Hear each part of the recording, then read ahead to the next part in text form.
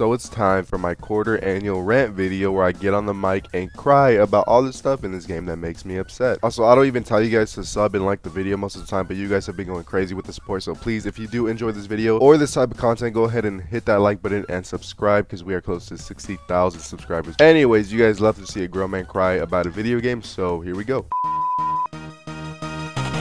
Now, before we get into the juicy stuff, I want to point this out because it pisses me off so much. For the intro of this video, I want to point out how often these devs are excused for their incompetence and bad decision making. People always use the excuse, it's not the devs' fault, it's the higher ups. And while that may be true for the PvE and why the PvE got cancelled and why that's so shit, it doesn't excuse the numerous bad decisions this dev team makes to make their game shittier. It's always been a thing, bro. Oh, we haven't gotten content for 3 years and we're getting recycled events? Clearly they are working on Overwatch 2, Raider. Cut them some slack. Wow, the Overwatch 2 beta flopped and made people realize it's the same game, just 5v5. Are you dumb? It's just a beta. Like, why are you overreacting? Wait, the actual game is here and it's the exact same thing as the beta and just as dog shit? Raider, we got 3 new heroes and 3 new maps. Gosh, why are you always complaining? Wow, the game that lied to its player base, made false promises, got review bombed on Steam? It's cause of the doomer content creators always complaining about the game. While the game is stale again, we are getting no updates. The balance is still shit. We have a shit ranking system. It took them 6 months to rework one hero. Supports are overtuned and tank feels like dog shit to play. I have to wait 15 minutes for a game. DPS is a cosmetic role. We are barely releasing new skins and recycling Overwatch 1 skins in the shop. They are locking heroes behind the battle pass, and I know it's the devs because they talked about changing it in the future. I'm getting matched with Make-A-Wish children in GM1 lobbies. They make the game pay to win by releasing overpowered heroes like Mauga and Yachty and then locking them behind the battle pass, and you still can't see your own reflection. Raider, are you dumb? It's clearly the higher ups. The devs have no say at all. And now with Blizzard laying off a lot of employees, the dev defenders have another excuse to give these fucks by saying shit like this. If Overwatch development slows again because of the layoffs, I do not want to see a single soul complaining at the devs, not a single one. Direct your disappointment to the greedy higher ups. Like, does this person not realize that we get more skins in one event of Overwatch 1 in its graveyard season than we do with like 4 events of Overwatch 2, which by the way are still being recycled from Overwatch 1. Listen, reading brain dead shit like this ruins my day because I open up Twitter to see Drake stroking his meat, not see a brain dead take like this coming from a plat player. Yes, I'm sorry people lost their job and I feel bad for them, but if they were valuable or competent at their job, I doubt they would have got fired. I've never seen devs get more baby than the Overwatch devs when they are so fucking horrible at their job. Now we can address the Raiders cock in the room. Most of you probably know by now, but if you didn't, the season 9 patch got leaked and it's been confirmed that these leaks are true. I'll give you guys a summary of the patch because it's not the patch itself that upsets me, and I'll explain that in a bit. Basically, it's a big ass patch that includes increasing projectile sizes, increasing overall damage, and then increasing every hero's health pool. I'll leave a link to the patch notes in the description of this video if you want to go see for yourself, or I'll just link a video explaining the patch notes. A lot of people say it's disrespectful to the devs to leak stuff, but you know what's disrespectful? It's disrespectful to leave your fucking fan base with 3 years of no content just to give us over patch 2 and just make the game 5v5. I'm sure you guys are probably expecting me to freak out about this patch, but truthfully I couldn't care. No one should care because none of us have actually played on the patch to give a valid opinion on it. Who knows, maybe it makes the game more fun and interactive. What pisses me off is how much they are willing to change to make their shitty format work. Probably surprises a lot of you that I haven't made a 5v5 or 6v6 video and give my opinion on which I think is better. I was one of the people who thought it was too late, they'd have to change so much, they'd have to do so much changes to tank and support, but seeing how massive this season 9 leak is, there is no more excuses to not go back to 6v6, the better format.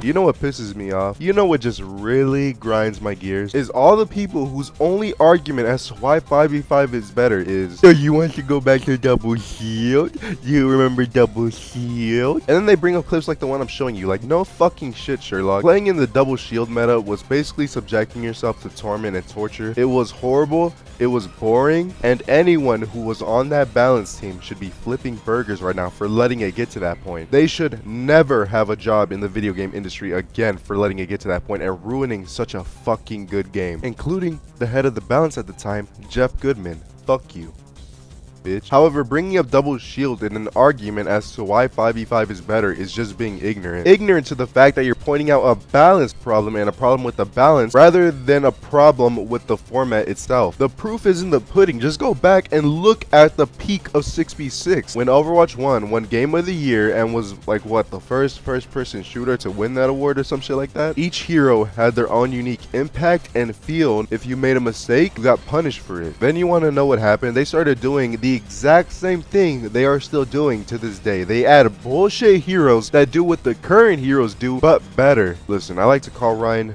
the people's hero because everyone loves him, loves when he's meta. You know why he fell off and made obsolete? Because they started adding heroes like Sigma and Orisa. Ryan has a shield and can only attack close range, so they add heroes with the shield, sustain abilities, long range capabilities. They add a character that can't be crit or CC in a CC heavy game. You've all seen the clips of people trying to play Ryan and they couldn't move their character because they're getting booped and stunned. You guys remember when these clips were released, they were all saying that this is the reason as to why they quit Overwatch, is because the balance team is so fucking incompetent and cannot figure out how to balance their own game. I don't know when or how people lost the plot and started using these clips as an example as to why it's a problem with 6v6 itself and not the balance, and saying, for all you people who missed 6v6, do you remember this? Yes, I do remember having a terrorist lead the balance team and not fix double shield for 3 years. They couldn't fix goats, so they took the easy way and made roll Q. They couldn't fix double shield,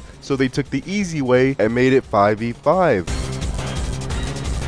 Now let's talk about the biggest issue with 5v5, and that's the tank category. Playing tank in 5v5 will always feel like dog shit because you do not have another tank to make up for your weakness. No matter how you balance it, one tank will always counter another. And for all you nerds who think you know what you're talking about saying, Raider, well actually, counters don't exist in Overwatch. Yes, hard counters may not exist, meaning there is not a point in the game where the enemy can pick a tank that will make your character obsolete. However, you cannot deny the fact that there are counters that make it difficult to play the hero you want to, and get blamed for not switching even if you might be doing well. Example, running D.Va into Zarya. It gets to the point where you either A, force yourself to fight an uphill battle, make it difficult for yourself by not switching, have a high chance of tilting your team, or B, get into a swapping match with the enemy tank and get forced onto heroes you don't know how to play or don't feel like playing. Let's also talk about, because of the 5v5 format, supports are overpowered and overtuned to make up for the fact that they have one less tank to peel for them, and that results in players like this getting in top 500 by abusing the new DLC heroes like Kiriko. And then you could have just dropped his healing station, which is stronger than any support ability in the game, stronger than any support ability in the game, stronger than any support ability in the game. This top 500 support player really just said that Soldier's healing pad is stronger than any support ability. Because people seem to complain a lot about invulnerability, even though there's so many other abilities that just do the same thing as Suzu but better.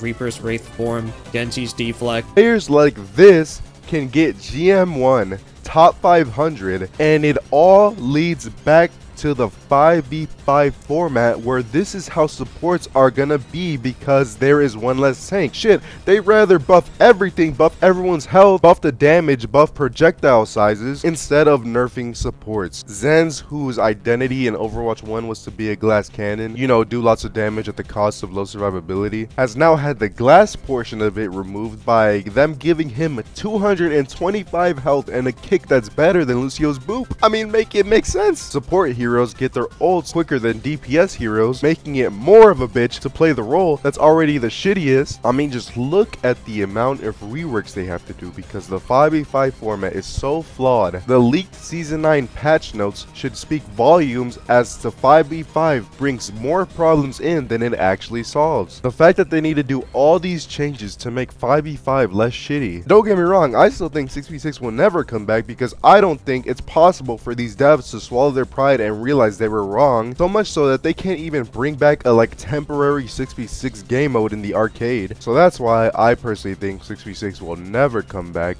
and that's a tough pill to swallow, and I love to swallow. a lot of things. Anyways, that's my 10 cents. Again, I really don't have opinions on the patch notes itself, but if it ends up being dog shit, then you guys can rest assured that I will have another rant video ready for that. But I just wanted to talk about how if they're changing this much, then I rather much just give my case as to why 6v6 should come back, because 5v5 will never come close to the peak of 6v6, and that is just a fact. Anyways, leave your thoughts in the comments whether you agreed or disagreed. Hit the like button if you enjoyed or agreed, and also I will have a Life Weaver video next week, so I know a lot of you guys were looking forward to that. I will have that ready next week, so I'll see you guys there.